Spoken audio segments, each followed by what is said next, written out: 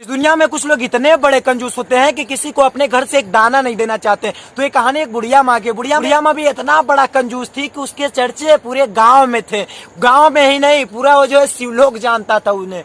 मगर उस बुढ़िया माँ की एक खासियत थी कि ओम नमः शिवाय, ओम नमः शिवाय, ओम नमः शिवाय बोलो, ओम नमः शिवाय, ओम नमः शिवाय, ओम नमः शिवाय। वो बुढ़िया माँ खूब नाम स्मरण करती थी भोले बाबा का। चाहे वो कितनी भी कंजूस थी, पर भोलेनाथ की खूब नाम लेती थी, खूब स्मरण करती थी। मगर कोई भी उसके घर आता था, साधु संत महात्मा पंडित आके घर आते थे दीक्षा लेने के लिए, तो वो कहती थी बुढ़िया माँ, मेरा ही घर आपको मिला है क्या बाबा? और घर है गाँव में, वहाँ पे चले जाइए, वहाँ पे आपको मिल जाएगा। मेरा ही घर आप लोगों को दिखता है हमेशा। मेरा बुढ़िया माँ के देवलोक वहाँ चर्चे हो रहे थे कि बुढ़िया माँ इतनी बड़ी कंजूस है। और बात देवलोक से जाते जाते भोलेनाथ के कान में वहाँ पड़ गई कि बुढ़िया माँ इतनी बड़ी कंजूस है, मेरा ही बनाया हुआ पुतला इतना बड़ा कंजूस है। मैं आज चलूंगा उस बुढ़िया माँ के घर। बुढ़िया माँ के घर आए, कहने लगे भिक्षाम दई, भिक्षाम दई, भिक्षाम दई, भिक्षाम दई, भिक्षाम दई। बुढ़िया माँ घर से बाहर आई, कहने लगी बाबा, बुढ़िया अगर मैं बाबा को डायरेक्ट बोल देती हूँ तो इनको बुरा लग जाएगा। माँ के ये दिमाग में आया कि बाबा को कह देती हूँ अगले घर चले जाइए, बाद में आइएगा। तो भोले बाबा तो भेष बदल कर आए ही थे। बुढ़िया माँ कह दी कि चाहिए बाबा थोड़ा देर बाद आइएगा, थोड़ा गांव भी घूम लीजिए, थोड़ा गांव उसके घर भी चले जाइए, उसके घर भी चले जाइए, मेरे ही घर आते हैं बार बार, थोड़ा देर बाद आइएगा मेरे यहाँ। बाबा भोलेनाथ गाँव पूरा घूम आए, 3-4 चक्कर लगाए, फिर आए उस बुढ़िया माँ के घर। कहने लगे भिक्षाम दई, भिक्षाम दई, भिक्षाम दई। तो बुढ़िया माँ घर से बाहर आई, कहने लगी बाबा अभी आ गए, थोड़ा देर बाद आइएगा। बाबा माँ के चर्चे बहुत सरनाम है, मतलब कि बहुत पक्का कंजूस है। भोलेनाथ 3-4 चक्कर फिर लगा कर आए उस बुढ़िया माँ के घर। बुढ़िया माँ को कहने लगे भिक्षाम दई, भिक्षाम दई, भिक्षाम दई। तो बाहर निकली तो कहने लगी बाबा आप इतना जल्दी आ जा रहे हैं, बाबा इतना जल्दी आ जा रहे हैं तो मैं आपको कैसे भिक्षा ला कर दूं? तो इतना जल्दी आ जा रहे हैं, थोड़ा देर बाद आइए ना बाबा। तो भोलेनाथ बिना कुछ बोले हुए चले गए। वहां से गए 3-4 चक्कर, 5 चक्कर फिर गाँव के लगाए। चक्कर लगाते लगाते लगाते लगाते लगाते उस बुढ़िया माँ के घर फिर पहुंच गए। शाम का वक्त हो गया था, शाम का वक्त हो गया था। बुढ़िया माँ को कहने लगे भिक्षाम दई, भिक्षाम दई, भिक्षाम दई। तो बुढ़िया माँ घर से बाहर निकली, कहने लगी बाबा आप अभी से आ रहे हैं, रात हो गया, मैं खाना पीना खा ली, जाइए अपना व्यवस्था कीजिए कहीं और। तो भोलेनाथ सोचने लगे कि लग रहा है सच में ही मुझे कुछ नहीं देगी, पर मैं आज इस गाँव में ही अपना डेरा जमाऊंगा। इस बुढ़िया माँ से तो मैं दीक्षा लेकर जाऊंगा, भिक्षा लेकर जाऊंगा, चाहे मुझे इस गाँव में ही क्यों ना रुकना पड़े। तो बोले बाबा भोलेनाथ उस गाँव में रुक गए। जैसे ही भोर हुआ तो भोले बाबा फिर उसके बुढ़िया माँ के घर पहुंच गए। तो कहने लगे भिक्षाम दई, भिक्षाम दई, भिक्षा दई।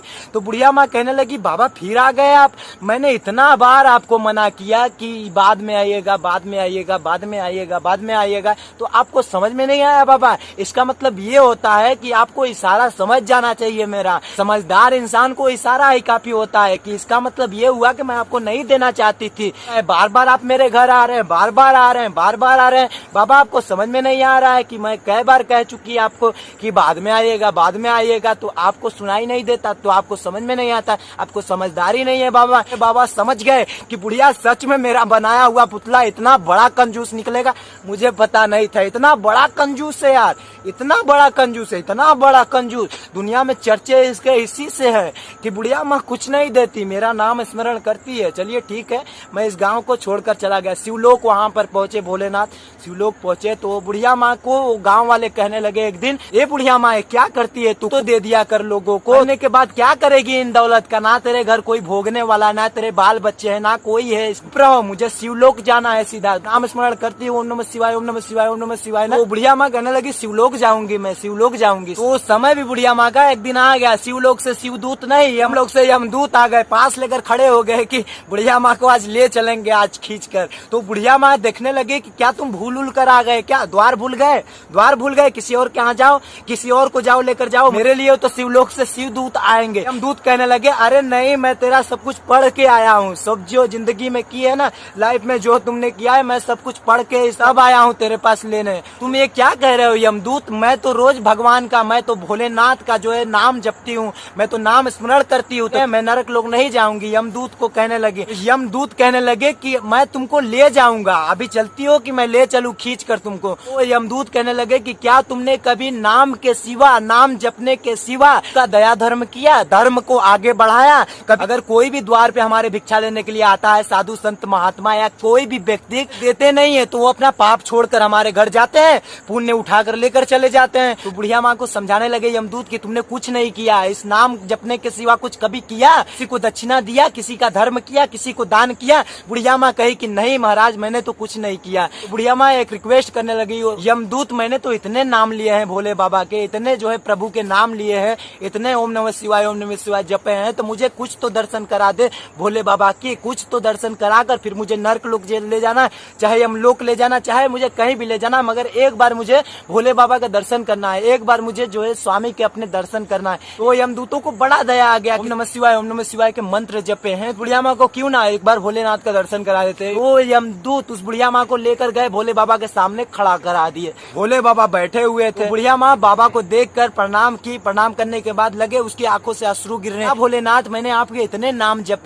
जपे, आप मुझे नरक लोक भेजेंगे? भोले बाबा कहने लगे हाँ बुढ़िया माँ, आपको यमलोक जाना पड़ेगा, आपको यमलोक जाना पड़ेगा, क्योंकि तुमने कभी हमारे नाम के अलावा कभी किसी को दया धर्म किया, कभी किसी को दान किया, कभी किसी को दक्षिणा दिया। तुम्हारे घर पे अतिथि आया, तुम्हारे घर पे साधु संत महात्मा आए, तुम्हारे घर पे मैं आया था, खुद आया था, तुमने मुझे कुछ नहीं दिया, फिर वापस होना पड़ा अपने शिवलोक, क्योंकि संत महात्मा तो आते ही हैं, मगर मैं आया था तुम्हारी परीक्षा लेने के लिए। भोले बाबा कहने लगे कि ये बुढ़िया माँ तुझे नरक लोक जाना पड़ेगा, तो शिवलोक में तेरी जगह नहीं है बुढ़िया माँ। बुढ़िया माँ हाथ जोड़कर रिक्वेस्ट करने लगी, भोलेनाथ मुझे क्षमा कर दीजिए, मैंने बड़े अपराध कर दिए, माँ मुझे क्षमा कर दो, प्रभु मुझे क्षमा कर दो, मगर मैंने आपके नाम को स्मरण किया, प्रभु मुझे कुछ दिन का मोहलत दीजिए। तो भोले बाबा को दया आ गया, इसने तो मेरे नाम को बहुत स्मरा है, बहुत ही स्मरण किया है, इसने तो बहुत नाम लिया है मेरा, क्यों ना इस बुढ़िया माँ को थोड़ा मोहलत दे देते हैं। तो भोलेनाथ सोच कर ये उस बुढ़िया माँ को उसके शरीर में वापस, उस आत्मा को उस धरती पे वापस भेज दिए, उसी के शरीर में वापस। तो बुढ़िया माँ धरती पे आने के बाद,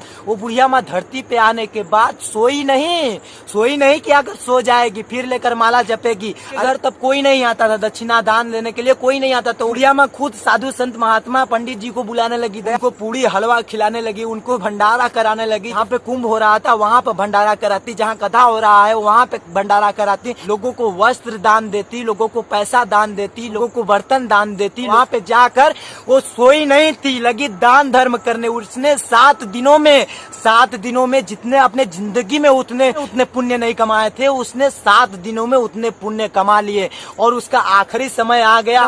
ओम नमः शिवाय जपते हुए वो शिवलोक को पधार गई बुढ़िया माँ। वहाँ पे शिवलोक जाकर बुढ़िया माँ भोलेनाथ के सामने खड़ी हो गई, भोले बाबा आप बताइए, मुझे नरक लोक जाना पड़ेगा, यमलोक जाना पड़ेगा कि आपके लोक में? भोले बाबा कहने लगे तुमने अपने सारी उम्र में उतने पुण्य नहीं किए, तुमने 7 दिनों में वो करके दिखाया। शिवलोक में रहेगी बुढ़िया माँ, तू शिवलोक में रहेगी, चिंता मत कर, तुझे यमलोक नहीं जाएगी, मैं जाने नहीं दूंगा, क्योंकि तुमने 7 दिनों में वो पाप की कमाई नहीं की, तुमने जाकर वहाँ पर 7 दिन सोया नहीं, साधु संत को खाना पवाई, भंडारा पवाई, लोगों को वस्त्र बांटी। जिंदगी 7 दिन की ये बहुत अच्छी थी, तुम्हारी बाकी जिंदगी बहुत बेकार थी, बहुत पापनिष्ठ थी, मगर ये 7 दिन की तुम्हारी लाइफ पुण्य उजाला हुए।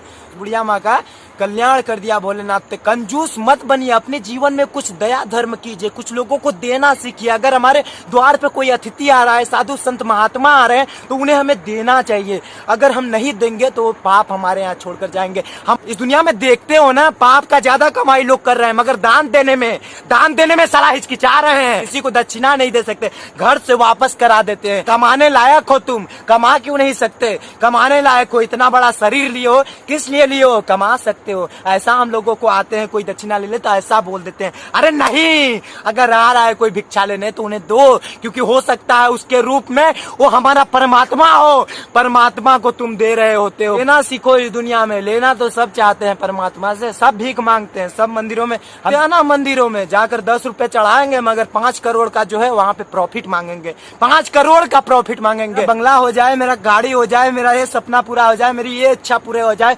मेरे संकटों को को हर लो प्रभु 10 रुपए दे के। अरे ये भी कोई जिंदगी है वे? जिंदगी इतना काली कमाई कर रहे हैं इस दुनिया में, क्या करोगे? घटिया के ले जाओगे बे। यम के दूत वहां पे सपाट लगाएंगे ना, तब हमें पता चलेगा कि कैसा कष्ट होता है। अगर एक छाला पड़ता है हमारे शरीर पे तो साला जो है पूरा शरीर गनगना जाता है, जो है शरीर में तकलीफ होने लगती है, पूरा अंग एकदम फूटने लगता है कि पूरा क्या हो गया है, शरीर में कैसा घाव हो गया, कैसा फुचका पड़ गया। तो मगर ये कर्म जो कर रहे हैं हम, उसी नदी से गुजरना पड़ेगा, खौलते हुए जो है तेल से गुजरना पड़ेगा, तब हमें पता चलेगा। तो मेरे दोस्त अपने कर्मों को सुधार लो, लोगों को देना सीखो, लेना नहीं। लेना तो सभी का आदत है, सभी का मांगना, भीख मांगना उस भोलेनाथ से, उस भगवान से, उस परमात्मा से आदत है, इस इंसान को आदत है। मेरे दोस्त इस वीडियो में यही बताना था, कंजूस मत बनो, यही बताना था। वीडियो पसंद आए तो वीडियो को लाइक, चैनल को सब्सक्राइब कर दीजिएगा। मिलता हूँ अगले वीडियो में, तक के लिए शुक्रिया। जय हिंद, जय भारत, खुश रहे और दूसरों को भी खुश रखिए मेरे दोस्त।